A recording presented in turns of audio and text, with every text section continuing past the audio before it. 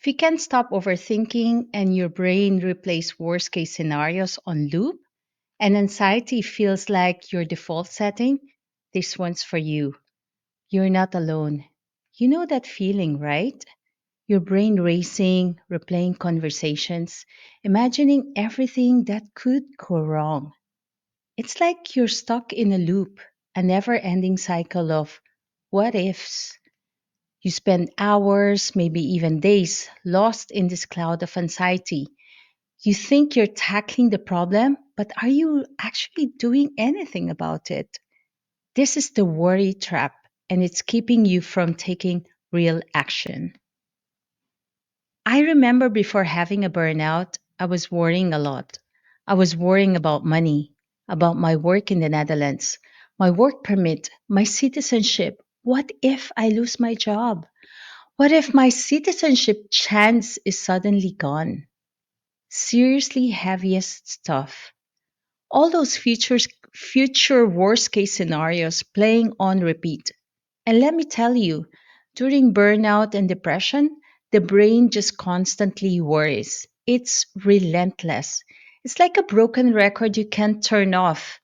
That period showed me just how consuming and paralyzing worry can be, especially when you don't have the tools to deal with it.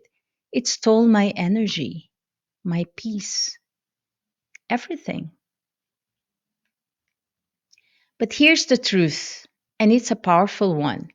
Worry often feels like action, but it's actually just a really draining form of procrastination. You're expending all this energy in your head, but you're not actually moving forward. The real antidote to that anxiety, to that stuck feeling, isn't thinking more, it's doing more.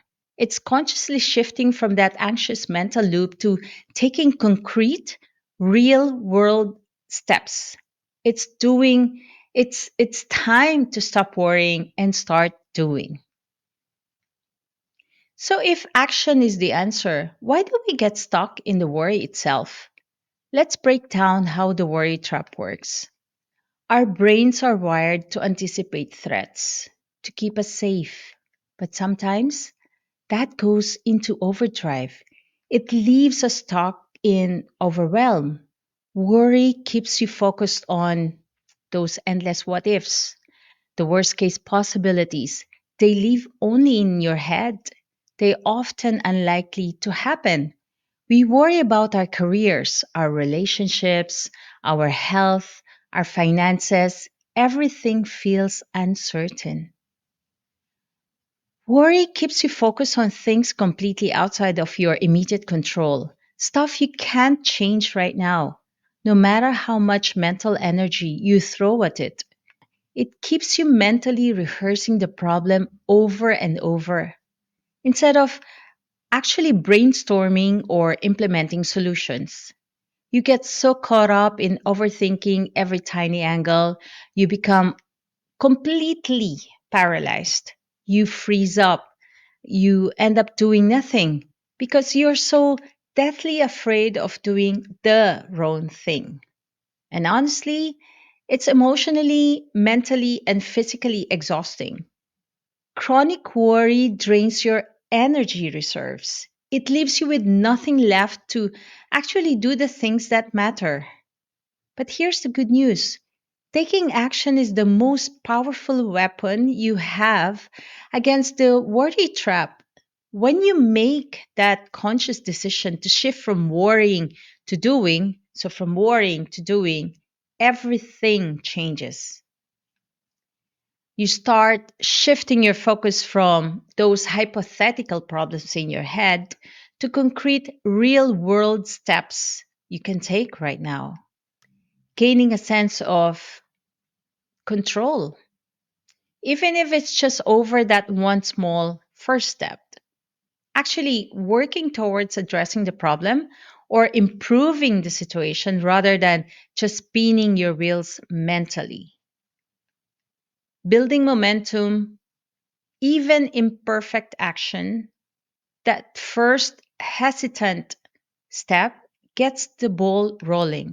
It makes the next step feel a little easier. Getting real world feedback instead of staying trapped in theoretical loops, you lean what works and what doesn't by doing it, building genuine resilience and confidence. Each step you take, each small challenge you successfully navigate, proves to you that you can handle things. Let me share an example from one of my coaches. It really highlights this. It also introduces another critical piece.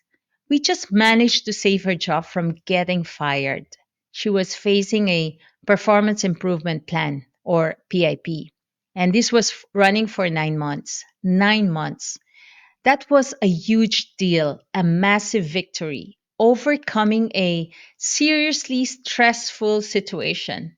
After she passed, I was congratulating and celebrating with her. This incredible achievement, this moment of relief and success. But then, almost immediately, she started worrying about what would happen with her year end performance appraisal, as if she was going through another PIP again. It was unbelievable. The immediate danger was over. The victory was right there to be celebrated, but she has already mentally launching herself into a future worry scenario. How is that possible? One that wasn't even happening. She was launching in her mind another PIP. And that's when I told her the key wasn't just about taking action, but also the present moment, being there in the present moment. The key is staying present. Right now, in this moment, we have passed the PIP.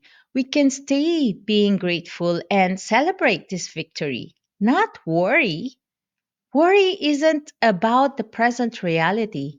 It's something you create by not being present. You escape this moment, this reality, and create a future situation in your mind that's not even true. It's called worries. Being present anchors you to what's actually happening now, not what your anxious brain thinks might happen down the road. So, pulling from these experiences, my own journey through burnout and my coach's powerful lesson about presence after a victory, how do you actually make the shift from worry to doing while staying grounded in the now? Here are a few practical strategies you can start implementing today. Step one, identify one specific worry. Don't try to untangle the whole bowl of anxiety at once. Pick just one thing that's weighing on you right now. Get really specific about the situation. What is it exactly? What can you control in this moment? Look at that specific worry. Ask yourself right now in the present, what aspects can I actually do something about it? Differentiate this from the things completely outside your immediate control. Focus only on the controllable parts. This is where presence helps immensely. It grounds you in what's really happening now that you can influence. And as small as possible, present action. This is the engine. For the controllable part, what is the tiniest, most ridiculously easy immediate step you can take? Don't overcomplicate it. Is it sending just one short email, making one quick phone call, doing 15 minutes of focused research? Break it down until it feels almost too easy. We can also call it like chunking down, like you break down the task into chunks, like so that it doesn't overwhelm you when it's so big. Like if you see it like a whole, and then in IT we call that in Agile we call that chunking down into tasks, and also in life you can chunk it down into really small tasks so that it doesn't overwhelm you. So, so that will give you the opportunity to take an action right now in this very moment. And the next thing is you have to schedule that action. This moves it from thinking about doing some time to actually doing it at a specific time. Put that small action in your calendar or to do list or for today or tomorrow. Treat it like an important appointment you won't miss. Make a concrete commitment to take action or in the near future. Focus only that first step. When you do it, just focus wholeheartedly on completing that one small action. Don't let your mind jump ahead to steps two, steps three, or 20. Just nail step one. Just stay there. Just nail it. Remember, showing up and doing your best on step one is already winning. This practice keeps you anchored in the present task. Consciously be present. This is the foundation. Ground yourself in the current moment throughout your day, especially when worry creeps in. Pay attention to your senses. What do you see? What do you hear? What do you smell? What do you feel? Engage fully with the task or the person in front of you. When your mind drifts to worries, gently bring it back to what's happening right now. Celebrate taking action and being present. Seriously. Acknowledge and celebrate yourself, not just for completing a task, but for making the choice to take action and for making the effort to stay present. Instead of getting lost in the future worries, you broke the cycle. You choose action and you choose awareness. Those are significant wins. When you begin to consistently make this shift, combining intentional action with conscious presence, something truly transformative happens. You feel a weight lift, one that you might not have even realized you were carrying. You gain genuine momentum in your life. Not not just that frantic trap feeling in your head. You prove to yourself, step by small step, that you are capable of handling challenges, not just by worrying endlessly about them, but by actually addressing them in the real world. This isn't about never feeling worried again. That's a normal part of human being a human. It's it's about not letting worry paralyze you, hijack your mental space, and steal your present moment. It's about using action and presence as your most powerful escape route from the worry trap. That, my friends, is true freedom. If this hits home, type action in the comments. So, what's one tiny action you'll take today to stop spiraling and start living? Leave it in the comments below. You are not alone, and you've got this. And if you want more strategies for upgrading your mindset, building resilience, and finding more peace and purpose, check out my other videos right here. And thanks for watching, and I'll see you in the next